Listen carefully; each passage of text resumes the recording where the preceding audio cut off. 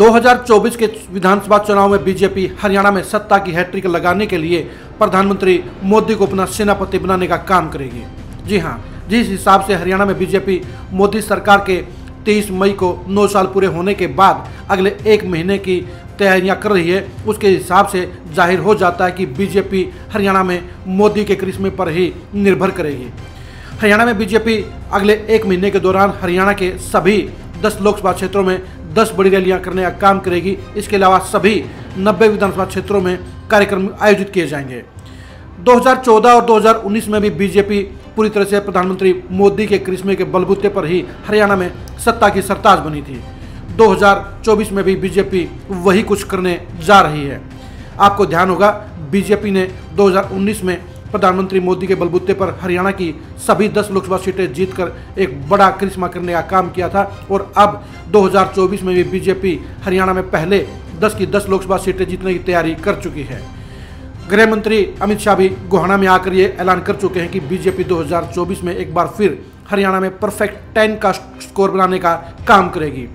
BJP जानती है कि हरियाणा में सबसे ज़्यादा असर प्रधानमंत्री मोदी का है, इसलिए मोदी सरकार के 9 साल पूरे होने पर पार्टी हरियाणा में भव्य आयोजन करने जा रही है और 10 के 10 लोकसभा सीटों पर शक्ति प्रदर्शन करने जा रही है।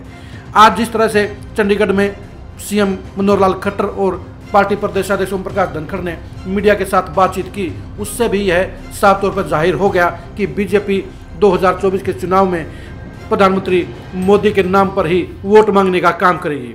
वैसे तो हरियाणा की सरकार 9 साल के अपने फैसलों और उपलब्धियों को भी जनता के बीच ले जाने का काम करेगी, लेकिन फ्रंट पेज पर, फ्रंट मोर्चे पर प्रधानमंत्री मोदी का नाम ही इस्तेमाल किया जाएगा।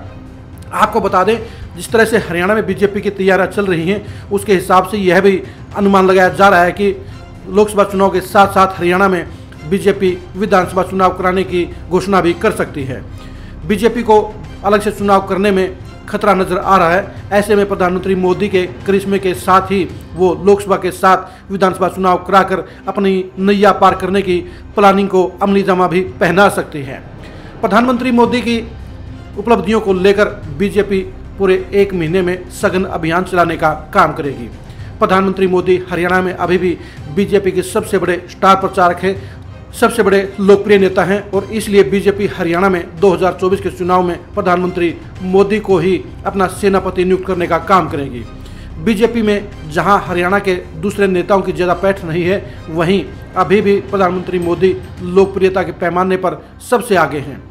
विपक्षी नेताओं की तुलना में भी प्रधानमंत्री मोदी सबसे आगे नजर आ रहे हैं। इसलिए हरियाणा में 2024 में विधानसभा चुनाव में सत्ता की हैट्रिक लगाने के लिए बीजेपी प्रधानमंत्री मोदी को अपने लिए सुरक्षित मान रही है।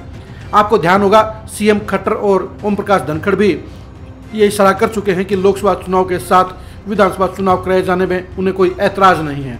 यानी बीजेपी 6 महीने पहले ही विधानसभा के चुनाव कराने का फैसला भी ले सकती है।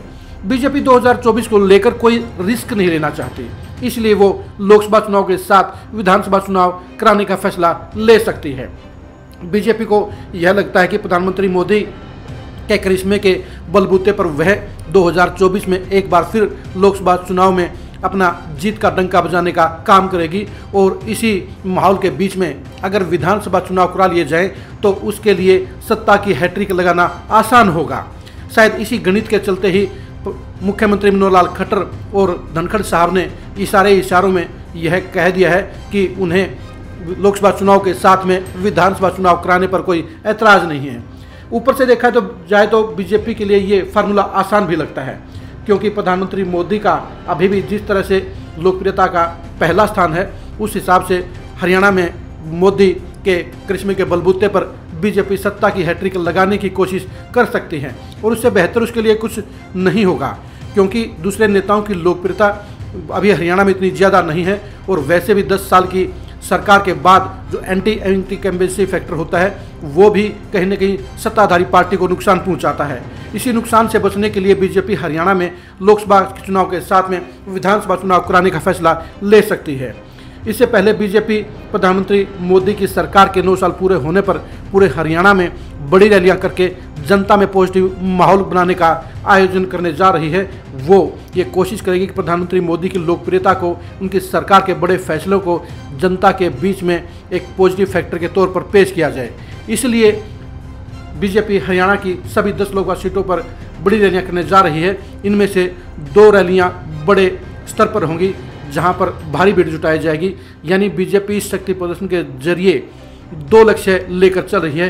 पहला, भारी भीड़ जुटाकर यह दिखाया जाएगा कि हरियाणा में अभी भी बीजेपी सबसे नंबर 1 पार्टी है। दूसरा, यह दिखाने का प्रयास किया जाएगा कि प्रधानमंत्री मोदी की सरकार के फैसले और नीतियों से हरियाणा की जनता बेहद प्रभावित है और उन्हें अभी भी सबसे बड़ा जन समर्थन हासिल है। अब देखने की बात यह है कि बीजेपी प्रधानमंत्री मोदी की सरकार के फैसलों के बलबूते पर, प्रधानमंत्री मोदी की लोकप्रियता के बलबूते पर क्या लोकसभा के साथ विधानसभा चुनाव कराने का फैसला लेगी या नहीं लेगी। जिस हिसाब से अगले 1 महीने के दौरान मोदी सरकार के फैसलों को लेकर रैलियों के जरिए हरियाणा में बड़ा इम्पैक्ट डालने की तैयारी बीजेपी कर रही है, उससे इस संभावना से इनकार नहीं किया जा सकता कि लोकसभा के साथ विधानसभा के चुनाव भी हो सकते हैं। अब देखने की बात यह है कि बीजेपी क्या प्रधानमंत्री मोदी के बलबूते पर ही सत्ता हासिल करने का और हरियाणा में तीसरी बार सत्ता का सरताज बनाने का फैसला लेगी या नहीं लेगी। हरियाणा में अगले 1 महीने बीजेपी की सभी 10 रैलियों पर हमारी खास नज़र रहेगी। बीजेपी के सघन अभियान की जुड़ी खबरों के लिए आप लगातार खरी खरी न्यूज़ के साथ जुड़े रहिए। नमस्कार।